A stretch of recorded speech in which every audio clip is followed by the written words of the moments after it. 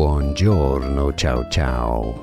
We are looking at how to say good night in Italian. How do you pronounce this expression? It looks like one word, but it's actually made up of two words. We'll be looking at how to say more Italian vocabulary, so stay tuned. Now, in Italian it's said as Buona notte. Buona notte. Okay, so you want to stress on the double T there, on the notte syllable, because there's a double T, so it matters in Italian. It's actually two words, buona, meaning good, notte, being night, good night, literally. Buonanotte is how you say it, so in English, buonanotte. It's easy, right?